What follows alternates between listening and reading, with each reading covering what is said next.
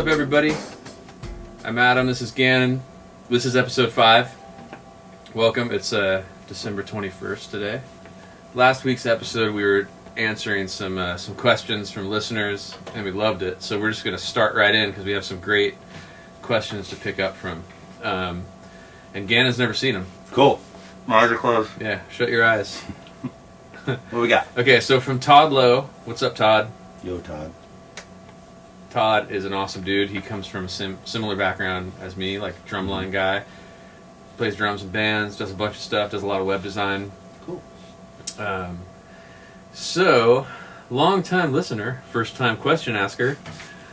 I've heard you talk about creating art that is true and meaningful without trying to copy and impersonate what has already been done. However, I've seen several artists, whether it be a band, a drumline instructor, or a website designer, achieve incredible success by doing what has already been done. What I find interesting is once an artist has achieved success, they then have the freedom, both personally and financially, to create anything they want and tend to pursue that path. So, my question is, which do you see as the better sustainable career path? Focusing on building an audience first, or being an artistic creative first? And then he has another question, but we'll start with that one. I have so many thoughts on this. You can start. My brain is going to explode. So, really what you're talking about here at the core is, do you chase success by looking at what's successful and then going after that? Sort of like reverse engineering what you're seeing as success and chase that, hope to get success, and then sort of rewind back and then live the life you want to live. I believe in starting with chasing after what's truly inside you as an artist. You know, so building your skill set around expressing yourself in an honest way and doing what really, following your gut instincts as a creative person, developing the talents that you feel drawn to on a very instinctual level. There's nothing that you're going to be better at than doing what you really were made to do, doing what you love and what you're passionate about. If you just kind of look at something and go, that's successful, I'm going to do that, it's the chances that you're going to actually be great at that and that's going to be your honest thing are pretty low, I would think. Yeah. So the only way to do this, though, I believe, is that you have to be okay with the idea that what you're great at and what you're meant to do as an artist may not be something that could ever be famous or that could ever make you even $1. Right. That's how you have to chase after your passion. But what you get out of chasing after that and being true to yourself is you gain a lot of skill that's wrapped around this passion, and it's not something that you have that feels like work because you're just following your gut, you're expressing your true self, and through that process you become a craftsman, and you can take that craft that you learned being yourself and apply that to other projects and other things that do make you money. So in my case, you know, like I grew up being passionate about drumming and then quickly became, when I was like around 19, a singer and a songwriter, and I started producing my own music and mixing my own music, and I was really into engineering, so I was doing that to express myself, and like I just felt this drive to do it. And you know, hundreds and hundreds of songs later, I kind of realized like, whoa, I can produce. That's weird. Like, I'm a producer. I didn't even really consider production as being something separate from being a songwriter and a singer and an artist. And so I started to separate out those things, like, oh, okay, I can play drums and I can produce music and I can write music. What if I started doing that for other people and other projects? And that's kind of what gave me a career. But I never would have gotten good at those things or good enough to get paid for them if I hadn't done it really as a passion of expression. Right. And to this day, you know, the music that I make as a solo artist isn't for everyone. It's not like entertaining escapism pop music. It's, you know, it's what I love to express. It's it's about the tension of being alive, and it's about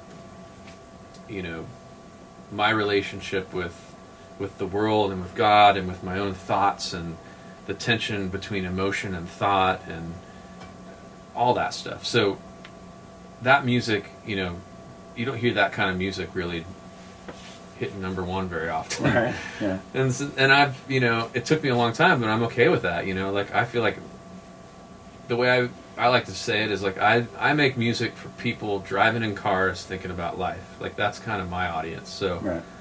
unless I'm doing a concert at a drive-in, my audience is sort of scattered out there. Like I like to meet people with my music, in the place where they're on their own reflecting, and it's not about a big concert. So, but I realized, like I said, through doing that I could write music kind of and sort of create an end result that matches a project. I ended up signing a publishing deal with Disney and working on a bunch of projects that weren't super tied to like my passion as an artist, but I could make a living and enjoy making music as a result of following my passion. So it kind of happened to me a little bit on accident, but I think it's a really viable way to approach a career, because I know that for myself it worked, and I would encourage other people to do that, because you don't have to spend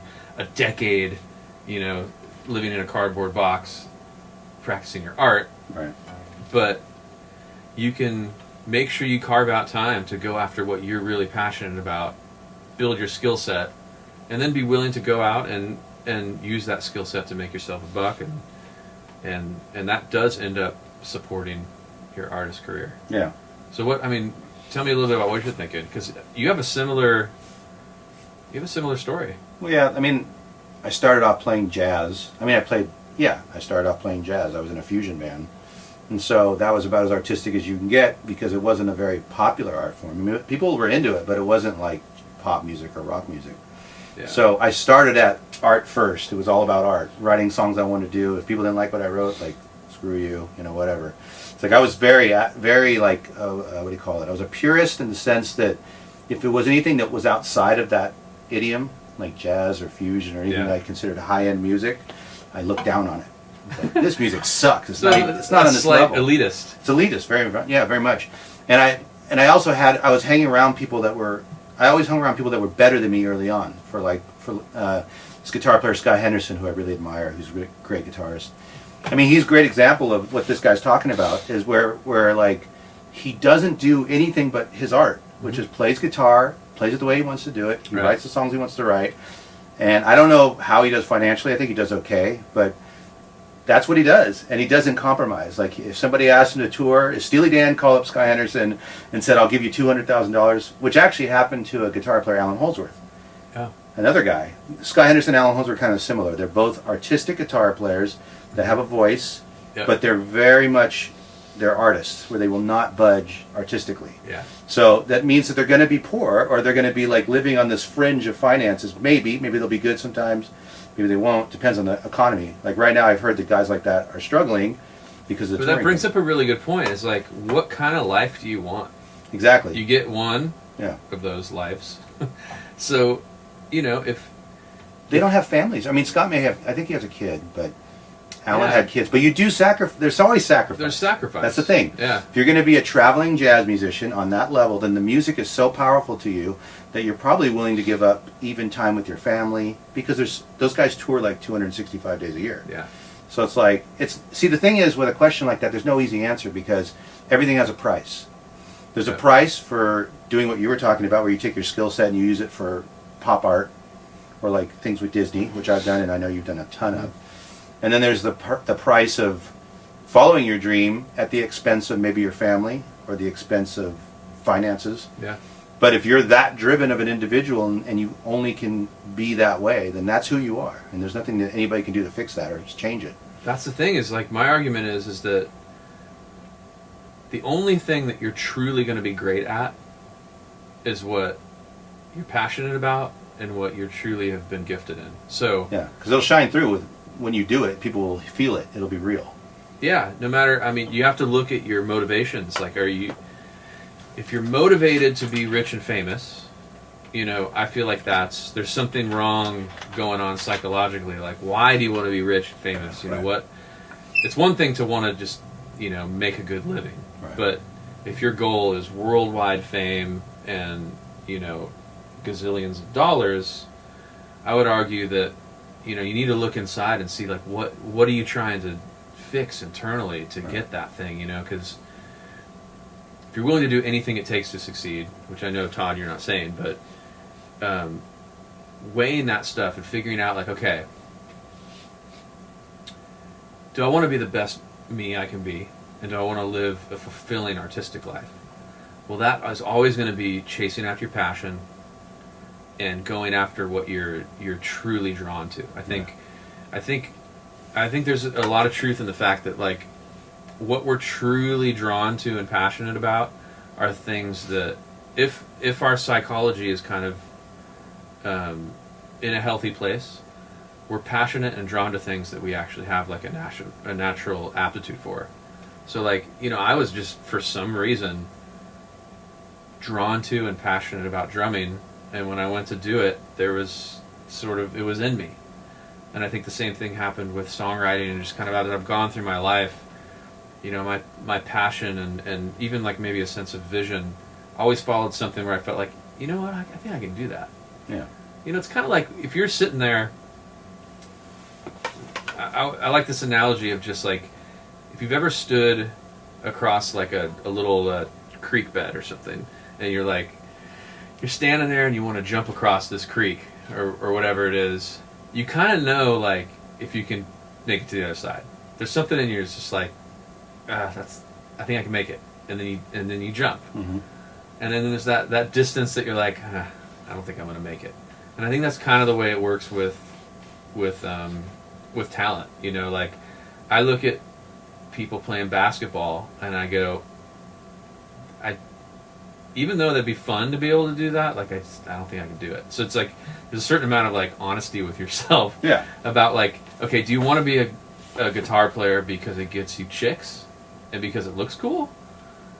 That's not a good reason to choose playing a guitar. You always hear you're Guitar not going to be great at it. You always hear Guitar Hero say that, but really it was the guitar that did it. I mean, they were in love with music. Totally. Girls were a secondary thought, But going back to the thing with Holdsworth and Scott, is that the only reason I brought that up is that Holdsworth turned down a high-paying gig with Steely Dan to be the opening guitar player. He was the opening act, and he was the guitar player in the band.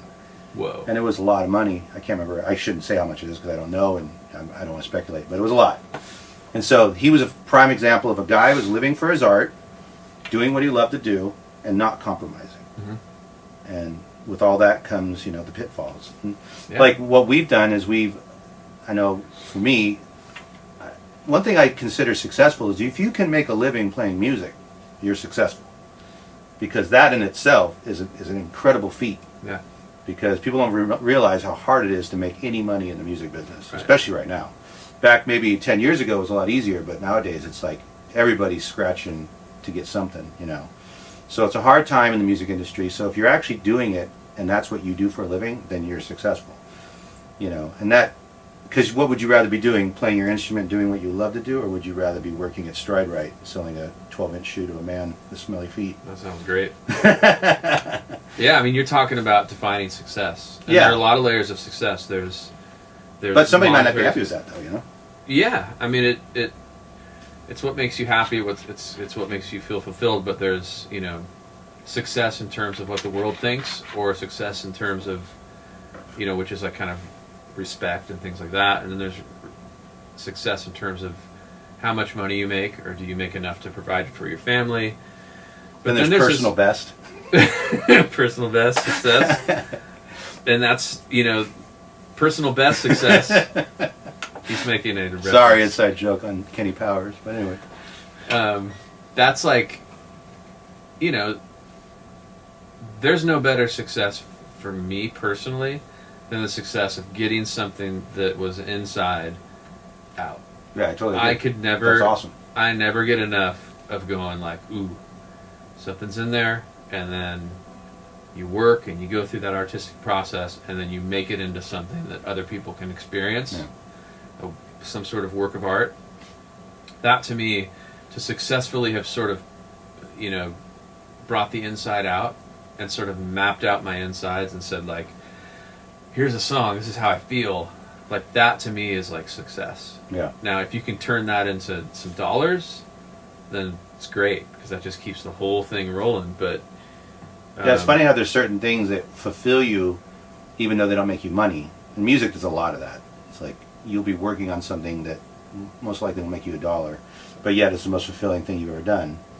And then there's things that aren't fulfilling at all, and you make a lot of money, and you're just like, well, that's the trade-off in life. It's like sometimes you're doing something that's like purely for yourself, and other times you're, you know, it's a work for hire situation, or, you know, it's all valuable, I think, because you can't always get your own way either, because it's like a child that gets its own way all the time. You don't learn or grow. It's like you get those things help you appreciate what you do have, or how you can grow. So I think it's all valuable, you know. It's a hard question because it's very individualistic, you know. It's like, and that's why the answer is individualistic. It's like, follow your path. There's only one you. Yeah, no doubt about it. So be that. You know, there's that classic thing, like, who are you? Be you, because everyone else is taken. Yeah. It's really true. It's like, if you're chasing any other idea of what's going to be successful, you're just going to end up being less you. Right. So I think it's really an important concept to just be like, okay, I'm going to be the best me. That inevitably is going to be the best, you know, driver for success. You know, so.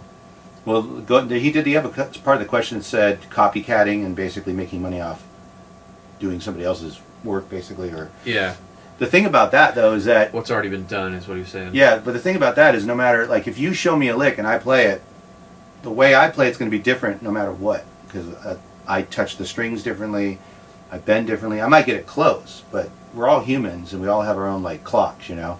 And it's like we all tick differently, you know what I mean? But we do. We have our own thing. So it's like no matter how you try to copy something, that's how. In some ways, though, when you're young and you're learning, copying is how you sort of get an individual sound, because you'll start by hearing somebody, and then the way you transform what you heard can sometimes provide you your own style, you know, because you have to start from somewhere. You got to start somewhere. I mean, nobody just starts from ground zero and doesn't come up with anything on their own. It's impossible. We all have influences, so so it's how you take your influences and turn them into you. I think the way to do that too is not by just necessarily parroting, although, like you said, when you're younger that's kind of what you do, but is to internalize your influences to the point where they're filtered through your own likes and dislikes, you know, like your own instinct about what you want to do. Right. And I remember for me, like early on in my life, I had two different drum teachers, you know, and one was Mike Jackson, who was my drumline instructor in high school, and that was very, you know, rudimental approach, you know, more intensity based, and, you know, separated from the drum set a lot of the time. And then I had a drum teacher named Evan Stone, who was actually the drummer in your fusion band. Yeah. Great drummer, and those were like completely different worlds and different approaches. Mm-hmm. And they were worlds that, like, they were separate from each other, but I was like the connection point between these two worlds. Mm-hmm. For myself anyway. And what I realized is that, like, you know, I would take some from this and some from this, and sort of like, it really helped me to understand, like, who am I in the midst of it, you know. And I was like, this is the age of, like, between 14 and 17 years old and 18 years old, and, you know, compared to Evan's drumming, which is much more fluid and flowing. He's much more from a jazz fusion based background.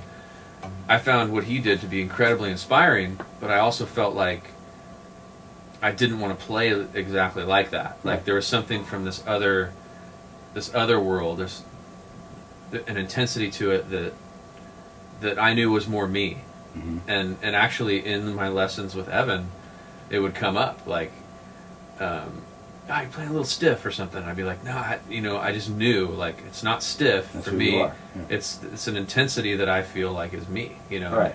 I related to drummers, like, Stuart Copeland, or guys that played with a certain amount of that, what you could call maybe a stiff intensity, but that was the emotion I wanted to express. I wanted that snap and that bite, as opposed to a fluid sensibility. So Yeah, I mean, you're describing two polar opposite drummers. yeah, Mike Jackson comes from I'm not saying he's just technically minded, but in the world of drumline, it's very technical. It's all about precision and the way you hit the drum. yeah, And then Evan couldn't be any further away from that in terms of, like, he's Much looser. loose. He's all about looseness and Yeah. and the sort of organic development of music and how the thing that's like comparing classical music with jazz. I mean, classical music is stiff, written out music, and then jazz is very, like, much about interplay and how you react in the moment. But they're all both super valid, because the guy that wrote all that stuff was expressing himself one way, and the guy that's playing the jazz kit is expressing himself a certain way, yeah. That's like, it's the difference between something that's composed and then played as the composer intended, Yeah. and the other is composed in the moment, and you have to have a different skill set, which is Yeah. more about interaction. Yep. It's Listening. There's a different language. Yeah, it's Yeah. a lot more about listening, and classical music is about listening too. But what they're listening for is, like, intonation, Pitch and tempo. pitch, and tempo, being connected to the group and being Right. united in terms of dynamics, and it's a whole. All these different paradigms have their, like, sensibilities and Yeah. Pretty fascinating, though, if you think about it. And the cool thing, I think any musician would really learn a lot from studying jazz to some degree, just a little bit, and listening to the interplay between the musicians and hearing the notes and understanding what notes sound like, especially intervals. If you can start to hear notes in intervals, it really helps you as a composer, because then you kind of know what you're listening for. What's a fifth sound like? What's a fourth sound like? Not to memorize these things, but I think it really helps you. yeah, I you're think- learning the language that you're trying to speak. Yeah, I mean, I know there's plenty of musicians and artists that don't do that, and that's fine, and I think it's all valid. Like, I'm sure Joni Mitchell doesn't know, what a dotted eighth looks like. It's like, but she can play great music, and she does it with one finger and, tunes her guitar a certain way, and that's how she expresses herself, And Bob Dylan plays 4 chords, and he expresses himself. But it doesn't hurt to learn things, I think it's good to have those extra things, Yeah, technique exists for a reason, but the reason is always, expression and to create worthwhile art that moves the human soul. So if technique starts to become your goal, then I think you're misusing technique. It's like, Well, that's you like, might find that you can be an innovator in technique if you give yourself some space to, like, figure out how you're going to get the result you want to get, without first learning how everyone else gets that result. You might end up innovating. Yeah. I think it is important to get great at something and to have mentors and learn things, but how you learn, I think, is just how you learn and why you learn is really important, because I remember times early on, because I was a fairly trained drummer, and then when I picked up a guitar, I was just kind of feeling my way in the dark. I learned a couple chords, and you being this extremely accomplished guitar player, I started writing songs, kind of as a result of Gannin. He was writing songs, and I was drumming in your band, and I got the bug for writing, and so I'd spend time at home, and I'd be playing these chords and stuff, and doing stuff, and just floating around, and you'd come in and play guitar on my recording, and you'd be like, "Oh, you're playing sort of an E minor, but it's kind of an E minor 7 or whatever," and you say, "If you put your finger here, that'd be a standard E minor," and through that, I would find things that were very non-guitarish, and I remember you telling me that, like, "Well, that's weird. I never thought to play that like that way." Yeah. And vice versa. When I hear you sit down and play the drums, I'm always struck by the choices you make that are non-drumistic. You know what I mean? Yeah, yeah. So I think learning something in a box and learning something in a standard way can can actually box you in. Sure, yeah. As opposed to allowing yourself the freedom to fumble around and innovate and go after what your vision is. That's how you get new styles of music. That's how you get new ways of playing guitar. That's how these things happen, these turning points. Yeah. And so I would always encourage people to have that moment of freedom in whatever they're doing. I had that epiphany when I was, I learned a lot on guitar. I knew all the different chords, I knew scales and modes and stuff like that. Yeah. And I was writing songs, and I got to a point where I wanted to deconstruct all of that and get away from theory and get away from all that stuff. And I was listening to like the Kinks and all these bands and really immersing myself into very simplistic rock music because I wanted to break down to the core of what it all was, because I'd gone to this further extreme of like crazy technique playing and playing over chord changes and taking that to the farthest region I wanted to go with it. Yeah. And then I wanted to go the complete opposite direction where it's like, okay, 3 chords, what do I do with that? You know, like right now I'm in definitely a minimalistic stage because I think I've done so much in the other direction where it's like I played so many like notes and play with these great musicians and stuff. Now I want to deconstruct and find what's the core of like simplicity, because simplicity to me seems even more difficult than playing lots of notes. It's like, you know, now you're getting to a whole different conversation about like note choices and things like that and maturity, but you know.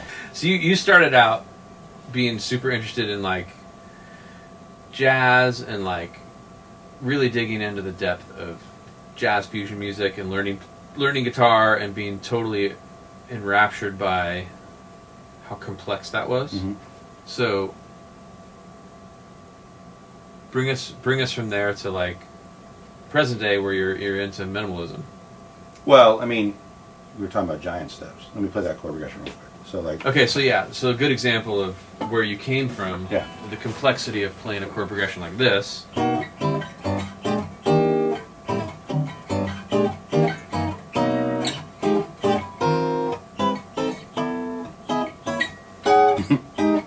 Anyways, that song's pretty difficult, and I spent many years working on that and trying to figure out ways of making that sound not difficult. How do you navigate through those chords with, you know, by playing melodies and not making it sound so angular? So, I mean, that's like one extreme, like taking music that's harmonically super complex. And you had to keep that chord progression in your head. Yeah, you have to like memorize it. Yeah. So like, if you were to just solo over those chords right now without the chords playing, what would that sound like? Pick, but it sounds something like this. I don't know.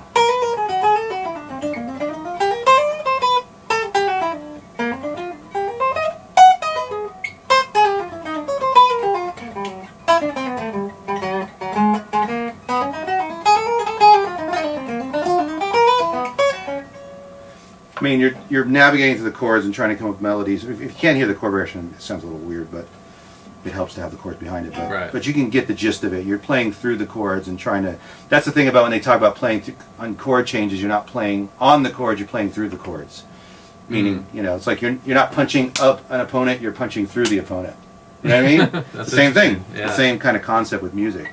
So after going to that degree where everything was very complex, the most complex chord progressions, I wanted to break it down to something more simplistic and find things in like maybe like 3 chords or 4 chords and try to find the most emotional and best thing in that, which is where I'm at right now. It's like that's to me the most important thing. So if you were to go ahead and play the chord progression. 1, 2, 1, 2, 3, 4.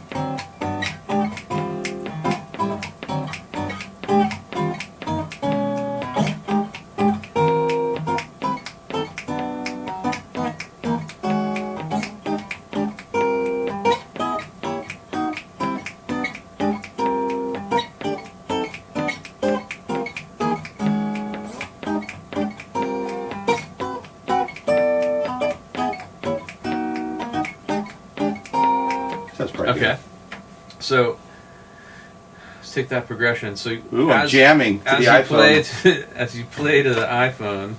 1, 2, 1, 2, 3, 4.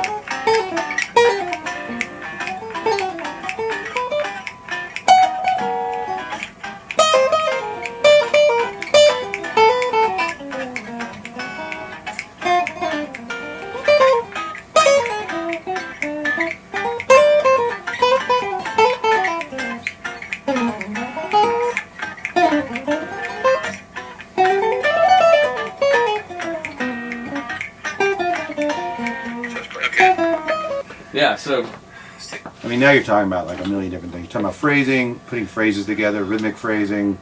I mean, there's a whole landscape of things to work on with jazz. I mean, motif building, or if I go, you want to repeat that in some way. You know, developing ideas, motifs. Same thing in classical music. You take an idea and you expand upon it and you keep developing it. So in a way, the whole idea of people who get absorbed in transcribing other soloists' work is kind of to see Their train of the thought. way they think. Yeah, to see their train of thought with how do they approach each chord, what are their melody choices, what are their choices, and, you know, rhythmic choices. Basically, you're just analyzing, you know, a fine sculpture and trying to figure out how it's put together. Yeah. And then, invariably, if you do that, you take some of those things on, but then the way you play it will end up different anyways. Yeah, so when you were just playing that, you know, what kind of things are going through your mind? Were you thinking of Connecting the dots. other first. people's playing? No, just connecting the dots, playing melodies and motifs, trying to develop something, you know, because you're thinking at 1,000,000 miles per hour, because you're dealing with chords going by that quickly. The only thing you can really do is try to find melodies and rhythmic patterns and things that work through it. Some of it is pattern based because the music is happening too fast. If it was just a one chord vamp, that gives me time to just make melodies. Right. You know, but when things are happening at rapid tempo, that many chords, you're going to have some patterns because there's no way getting around that. You know, Yeah. It's hard to be completely pure improvising when you're dealing with things coming at that quick. Yeah. So you're trying to connect dots. three chords might go by, and you're trying to find those common tones and those ways to get. You're almost aiming maybe for a chord that's coming a few chords down the way. Mm-hmm. Yeah, you're thinking a couple moves ahead, like chess. Yeah. You're thinking a lot of moves ahead. Like when I go here, I got to go here, I got to go here, and you know what these things sound like. Mm-hmm. The thing is, in order to know what it sounds like, you have had to have studied scales. Because if you play scales long enough, you start to know what the notes sound like consecutively. Right. And then if you start working with intervals and trying to hear, you know, like if you know that's a sixth. Everything has a sound. Like if you hear this, that's a fifth. So when you hear a fifth, you think rock. But if you hear a sixth, you think of the blues or country. Right. If you hear a fourth, that's a specific sound. Everything has a sound. A third, you think of, you know, Dr. Luke. Or every EDM track known to mankind uses thirds, moving up and down, you know. So Or you everything. think of Brown-Eyed Girl. That's thirds. Yeah, so thirds. Every interval has a sound and an identity. That's part of the language. Yeah, it's part of the language. Yeah. And pentatonics are valuable. That's a very valuable scale in the sense that you can get a lot of mileage out of a pentatonic. So Yeah. through technique, you're creating a language that you could then speak to express yourself. Yeah. But if you learn a technique purely for the sake of the technique, and you disconnect it from the expression, you're kind of doing nothing. Yeah. You're almost like, you know, it's the analogy I think came up in the first podcast of like, if you're just working out to work out, what are you doing? You know, but if you're working out in order to be, you know, to achieve some goal in a sport or in life, or to be more fit, or, you know, to not get tired when you're holding your kids when you're Right. older, like whatever it is, like, you know, to look better is even one, and that's the most common one, but Feel better. if your only goal is to just lift a heavier and heavier weight, Mm-hmm. that's a different thing, and maybe that's a bad example because it's not as much of an artistic goal in the direct way that Well, guitar scales is. are like lifting weights. Scale is just, it's a means to an end. You learn a scale so you can communicate. Right. You know, if you don't know, if you had no idea how a scale went and somebody handed you a guitar and said jam, you can't jam. Right. All you could do is go meander around on a string. But if you had the knowledge of a basic scale, then if somebody said jam and A, you could be playing around this scale. Even in the most basic way, you could be jamming and communicating with another musician. I think that's exciting to me about music, is that it's a language. So if I know, if we both know the same language to a certain degree, we can communicate musically. And I think when I teach kids, sometimes that's an exciting thing to see their eyes light up when you show them a scale and they play notes against the chord and they're like, whoa, that actually worked, and I don't sound bad or dumb or any of that stuff, you know? It's a very empowering thing. I think if anything, music is empowering for people that don't even play music. If you can just play a couple chords and get that cathartic, get something out, I think it's the most valuable thing. More people should just try to play music. Yeah. Because it's such a great outlet, and it's such an emotional expression. It really is. You know? But it's fun. And going back to the other stuff where it's like, I've been really immersed in pop music, that kind of almost goes back to classical music, because pop music is very structured, and melodically can be very structured in a way where, like, if you hear a classical composition, you can see, you would analyze it like you would analyze a Coltrane solo. You would see that they had a motif and how they developed it, why they went up to this note, how that interval brought the piece up. It's very, like, mechanical. But then you hear Stevie Wonder, and you hear somebody who's emoting, you know. But still composing. But still composing. It's still composition. That's a whole other podcast. Yeah, it's like too much. The difference too much information in one podcast. Composition and improvisation, because a lot of composition is improvisation on some level. Improvisation, yeah. Yeah. So it's all exciting, though. I mean, it's like, this is what this podcast is about. We should, you know, delve into these things later. We will. Yeah, it's fun for sure. Give me that. You jam. I want the guitar. Now you jam. I'm gonna show you how it's done. So let's get to some of these other questions. All right. So Ethan Edge Ireland from Facebook, awesome name. He asked, how do you feel the arts as individuals has impacted your lives? And the second question is, have you ever felt that through your music you've changed, and in my case, saved lives? So I'm not sure if you're saying that the music somehow that we've done has saved your life, or music you've made has saved your life, or has saved others' lives. I need to clarify that. The vibe I got was that he's wondering if something you wrote has saved somebody's life. Not that I know of, but it's taken some lives. It's definitely music kills. I've heard of music saves, music kills. Well, the way art has impacted my life is like, it can't even be, I can't overestimate it. Like, for me, it's been the thing that has, like, made me feel, it's going to sound a little overwrought, but it made me feel like I exist, you know, to be able to create something that's a reflection of how I feel. You know, I've always felt like very sort of naturally isolated, you know, as a human being, you know, like that there's something in me that I never felt like people, that I could express, or that people could understand, or I never felt understood. And I don't know if it was a lack of ability to explain myself, or a lack of willingness to be vulnerable, or what exactly it was, but through, you know, first through playing drums, I felt like that was a real representative of, like, me, you know, expressing myself and who I was, and I felt like there was a big part of me that came out through that. And then when I started writing songs and singing, that was just, and recording especially, all of those things together, writing music, I just felt like finally I could take what was inside that I couldn't quite get out and turn it into this little thing, this little this thing outside of myself that felt representative of this inexpressible part. Who you are, yeah. Yeah, and the fact that other people could now hear that, and I could point to that and go, like,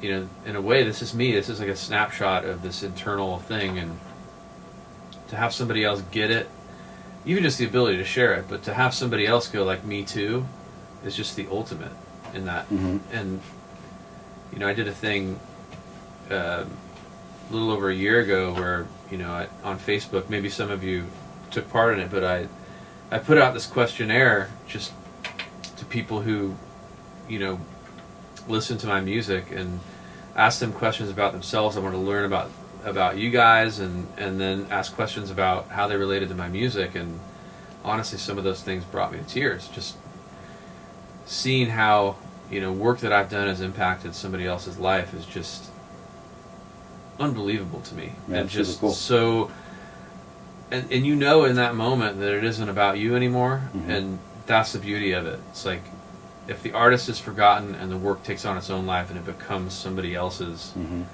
there's a kinship there, you know, there's some sort of human connection that you almost can't get in any other way. It's so special. And like, the relationship that I have with the art that I love, you know, whether it's a movie like Shawshank Redemption or, you know, the composer in that movie, Thomas Newman, has made some of my favorite music of all time. A lot of it is in that movie. Or other artists I admire, like, you know, like Chris Cornell, especially his first solo album, some of his Soundgarden work, you know, Jeff Buckley and these other artists. There's something in that music that when I'm hearing it, I feel like, well, there's something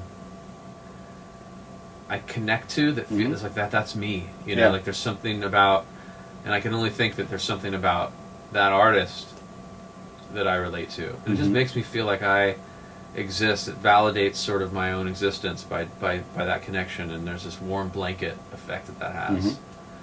And I mean, C.S. Lewis is a writer that I have that feeling with. Like, it's just, especially relative to my relationship with God. Like, I feel like when I read that, I go like, yeah, there's truth. I think that's what it comes down to. It's like you hear or you see truth displayed before you, and you just go like, yes, that's this loneliness or this solitary feeling that I have. It's kind of broken through by the arts. There's a bridge built.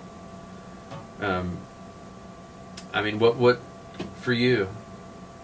What's that thing?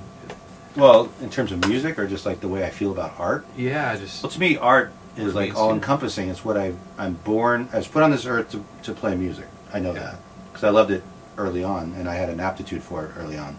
So it's like something that I don't ever think about. It's just something that I actually do. You know, everything's music. So if it's like putting together a track, or if it's like playing the guitar, I would say that the most emotional connection I have is guitar playing. Like when I really play the guitar, if I play a solo, if I play over blues or whatever, jazz, when I express myself in that degree, or over those kind of idioms, then that's me expressing my heart. You know, and lyrics are the thing I want to focus on this year, like trying to learn how to better express myself through lyrics. You know, but music is the way I express myself the most naturally. Yeah, when I hear you, it's interesting too, because I've known you, you know, over 20 years, and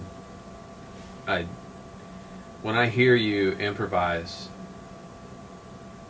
in music, even if you just sit down at the drums and play, or through your, you know, your main instrument, guitar, I can hear the intensity that this is a needed part of your life. It's like this is part of your core self. It's like I hear the intensity of you on this planet when I hear you solo. That's cool. I mean, when I'm at home, I sit and play for like a half an hour a night, just playing over like jazz stuff, usually like a jazz blues or some different standard or something like that. But it's, for me, it's something necessary. I have to do it. And I get something out of it when I hear it. Like I remember going to the Big Potato and hearing and watching you play. It was like there's something in the intensity of it, you know. And I know some of the things you've gone through in your life, and just being able to relate to that need to get that stuff out is like, it comes across, and you know, that's that. If the most intensity all the intensity comes out usually in the guitar. Yeah. You know, and then other things are the selective intensity. You know, like if you're building a track or something, that's more brain, some heart, but a lot of brain. But when I'm playing the guitar and I'm doing something like that, that's very emotive. You know. And honestly, your best stuff as a songwriter and a producer is the stuff that, you know, I'll hear something that you bring in and show me, like an idea or something, and the ones that are just like, yes, I almost invariably you're like, yeah, I was writing that about this thing that's going on in my life. We have a subject, Yeah, or something true that's going on for you. Yeah. Cool question. Huh? Yeah, that's great awesome, question. Have you ever felt that through your music you've changed? Well, yeah. Absolutely. Yeah. Like, I think every time I write a song and get a piece of myself out, it changes me, because it's like self-validating. And then if anybody else, one person, all it takes is one person to connect to it and have that like totally me too feeling. Mm-hmm.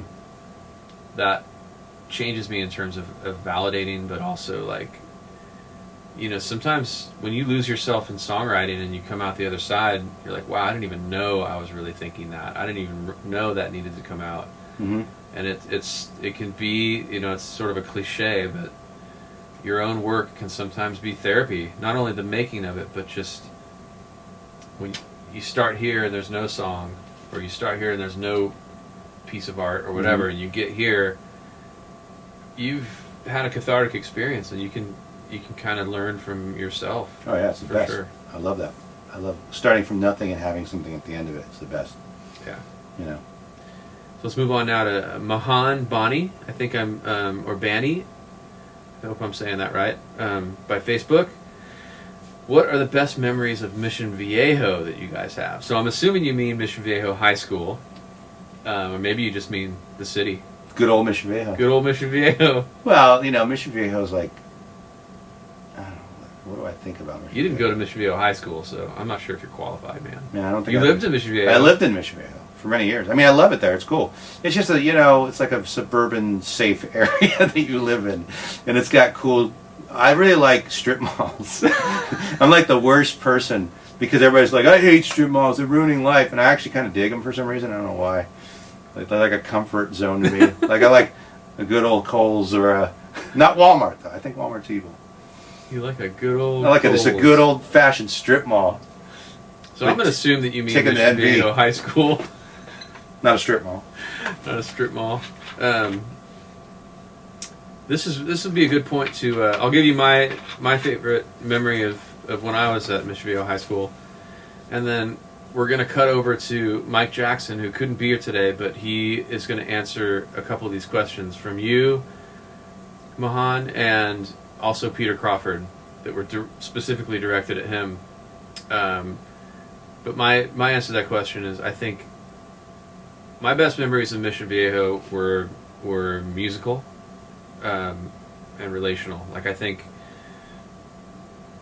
being able to be in the Mission Viejo drum line at that period of time when I think marching arts and that whole drum world within the high school thing. I mean, Mike Jackson was 19 years old when I met him, and he was teaching me, so he was a mentor. And just being able to find a kindred spirit in him when I was like 14, 15 years old, I wasn't really aware of it then, but we thought so much alike, and I really responded to the way he taught, and just, you know, by the time I was a senior, we were friends, and also Jim Wunderlich teaching there as well, like friends with him, and just a lot of my memories go back to just being in the drum line and just being obsessed with drumming and really connecting to the intensity of that. And then also, you know, some of those memories, I have memories of the girls I dated in high school. Shout out to you guys. You know who you are. Just great memories of growing up, being a teenager, and sort of finding yourself as a human being. Yeah. To me, it was finding myself as an artist also. Mm-hmm. Figuring out who I was, what I loved, what I didn't. And I think those are the memories I take away. So over to Mike to answer that question, and also Peter Crawford's question.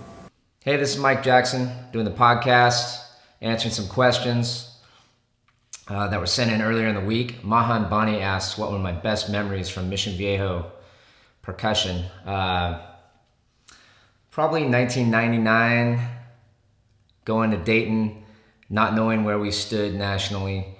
The years prior, we had taken 7th place, 6th place. We kind of been in that zone.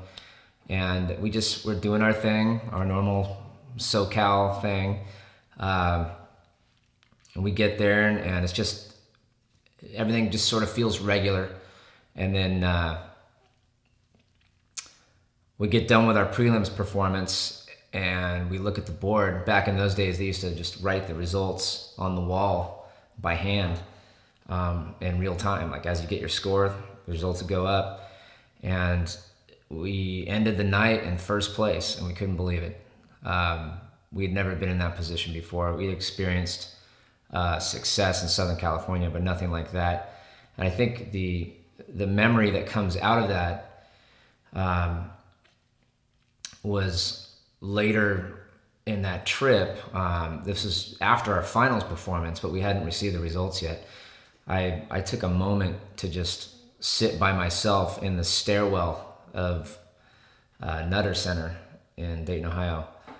And I must have sat there for 15, 20 minutes just in complete silence. Everybody's using the elevator, nobody's using the stairwell, and I had the place to myself. And just taking it all in, like, what does it mean, reflecting on it, and then eventually coming out, realizing that while it meant a lot to experience that sort of success, I reflected on the season, and it didn't change anything that we had done, the preparation, the way we went about our philosophical approach to the ensemble. Nothing had changed, nothing was different. And I think that was apparent in subsequent years, more than it was apparent in that actual moment. But what a crazy ride that was. We actually ended up in second place at finals. We got a timing penalty, and wow, there was a good lesson that all the rules matter. You can have the greatest show in the world, but you have certain parameters you got to follow. You got to get off the floor when you're supposed to get off the floor. I think we were 14 seconds over or something like that, and it knocked us into second place. So it was kind of a bittersweet year, but at the same time, we were used to taking seventh place, and overall it was an incredible learning experience, and probably my favorite memory. All right, Peter Crawford writes in and asks, how do you begin the creative process of a show? Do you start with source material and develop the concept from there, or do you start with the concept and then find source material? The answer is both or neither. Sometimes source first, sometimes concept first. There really is no formula, and at least for me, and my time with Mission Viejo, I think the question was directed in the context of Mission Viejo. It's a little scary because there's no formula. You kind of don't know what you're getting into until the season is upon you. You have certain things that inspire you, certain things you're passionate about, and you gravitate towards those ideas. Sometimes it's as simple as a song or maybe a lyric. It could be a concept, a thought. I remember a show we did in 2000 was called State of the State. I had just gotten my first transponder for the toll roads here locally, and it was just a weird thought that there's this thing in my car, and I drive through this bridge, and it senses the transponder, and the beep goes off, and it was sort of this like big brother moment. And so I just kind of took that idea, and of course with the 1984 Orwellian kind of theme, and we developed this whole show around that basic single event of this transponder on the toll road. So it kind of just happens how it happens. Every year is different, and that's what I like about it. It keeps it fresh. I honestly, I never have things so planned out that I'm always comfortable. I feel like I'm always on the edge of my seat, not knowing like what direction things are going to go. It's good to have a plan, of course, but I don't want to have too much of a plan. I think you miss out on some opportunities if you don't allow yourself the freedom to kind of create on the fly or be inspired by things in the now. And in relation to that, I think something that I do plan out is the team I work with, the people I work with, getting the machine, so to speak, in place. That is well planned out. And then, but the individual shows, the concepts, the themes, a lot of times it just happens. I know that's not a black and white answer for you, but there really isn't one. All right, the next question is from Todd Lowe. He asks, which do you see as the better sustainable career path? Focusing on building an audience first or being artistic and creative first? Wow. My gut says that you be who you are first. That's your product, so to speak. And if it's great, it will find its way everywhere. I think I just quoted a Coca-Cola ad. I remember seeing that. But basically, I think, and that's kind of how I feel about what I've done just in my life, is I've always been inspired by what I'm doing, the possibilities of what I could do, rather than how many people are watching or how many people care. It's awesome to have people care, but I don't think that drives me. I think if I somehow found myself on this planet alone, of course with existing resources, I would probably still make music by myself, even though no one's ever going to hear it. I would probably figure out some way to be creative with the things around me.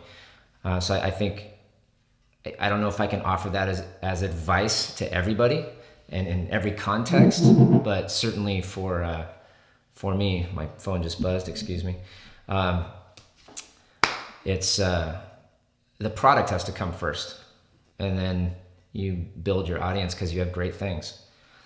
He also says, to go along with that, do you see any value in doing what has already been done as a starting point to learn from what others have achieved? It depends on who you are. I think if you're in an activity that you're really passionate about, but maybe you're not that good at it, or maybe you just haven't had enough growth opportunity. You haven't built the wisdom up in whatever your field is. I can see value in studying the masters, so to speak. Whether you're a violinist or a percussionist or a painter. I think it's good to know, and I think that falls in the category of technique. You're learning that technique. You're analyze it and take it in for what it is. That doesn't mean you have to make it you. But I think you kind of have to know what's come before, so you have a sense of context. But then there's also something beautiful about when there isn't a sense of context, when you're just creating from a vacuum, when it's the least derivative. There's something beautiful about that too. So I think, again, it's not a black and white answer, but I would say as soon as you can, you be yourself. But you got to get your skills in whatever medium you're in, but be yourself as soon as you can. Ethan Edge Ireland asks, how has the arts impacted your life? It's been my life. I don't know how, I don't picture it as an impact. It's just been, since I was 10 years old, I got my first bass guitar, which I still have. And I immediately started writing my own songs and looking for like-minded people, just trying to make my own little fake album covers and writing the lyrics on the back, and just doing a lot of silly stuff. And it was awesome. I just have nothing but great memories from that time period. Even I got into high school, and just as a student, in the music class, we would write songs, and even got the jazz band to play one of our tunes that we wrote. We did the full wind chart and everything, and it was terrible, but it was cool that the director let us play it. It really, it's just been my life, so it's not like I was going along and then all of a sudden it had this impact. It's just been the way things have always been. And previous to that, I was, in Little League, and baseball was a huge part of my life. And at some point, it was like this crossfade between baseball and music, or the arts, or just being creative in general. But it's just been, everything I do is about this. He has a second part of the question. Have you ever felt through your music that you've changed lives or saved lives? I don't know if it's specifically through my music, and I don't know about saving lives, but I know that the programs that I've been a part of, I think one of the coolest things is getting an email from someone in their 30s and with a family and a career, and they tell you how much of an impact that you had on them, or the program that you were responsible for had an effect on them, and they're thanking me 15 years later, is so cool. And a lot of times it's those kids that were more problem children, the ones that rough around the edges, and you might have had to like get a little gritty with them, and then they graduate, and it's sort of this feeling in the present of good riddance. Let's get rid of the drama and let's move on with a new batch of kids. And then 15 years later, this name pops up in your inbox, and it's this kid, and you remember all the things, and they're saying thank you. And man, that's got to be the coolest thing. So that's, I'm not aware of saving lives, not aware of any situations like that. I would hope that no one would ever be in a situation like that where things were so low and dark that you'd have to get to that point. But I know that the creative fields and art and music has given me hope through the years and through those tough times. So I would assume it's the same for my students. We're back. Thank you, Mike, for answering those questions. Sorry you couldn't be here, but next week Mike will be here. I think, pretty sure, unless he's out of town. If he's not out of town or in a coma, he'll be here. We love answering these questions. Yeah, it's fun. It's really great. Love that you guys are watching. Really appreciate it. And we will see you next week on the Broken City Artist Podcast. Enjoy your Christmas. Yeah, have a great Christmas. Merry Christmas, everybody. I got a D minor for your Christmas. Nothing says Christmas like a D minor. Ooh, Ooh, that was nice. Peace.